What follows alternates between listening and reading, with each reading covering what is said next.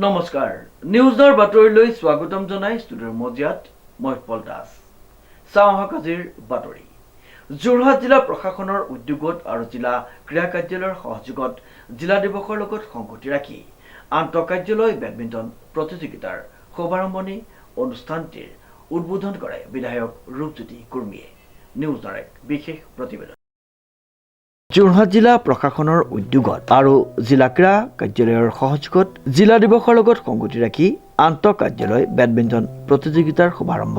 উল্লেখযোগ্য যে আগন্তুক 1 জুলাই 2026 তাৰিখে যোৰহাট জিলাৰ জিলা দিৱস উদযাপনৰ অংশ হিচাপে যোৰহাটৰ কুশল কোঁৱৰ সোঁৱৰণী ইনডোৰ ষ্টেডিয়ামত উলহ মালহেৰে যোৰহাট জিলা আন্তঃকাৰ্যালয় বেডমিণ্টন প্ৰতিযোগিতা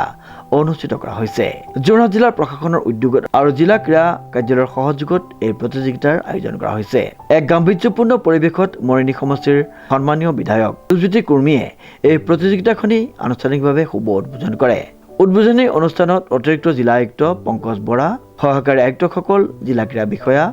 ৰাহুল শৰ্মা জিলা ক্ৰীড়া কাৰ্যালয়ৰ কৰ্মকৰ্তাসকলৰ লগতে অন্যান্য বিভাগীয়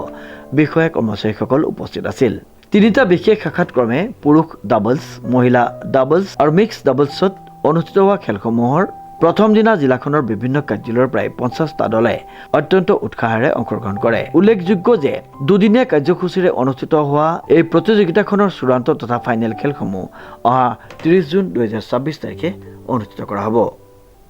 উৎপল দাসৰ এক বিশেষ প্ৰতিবেদন নিউজ নাও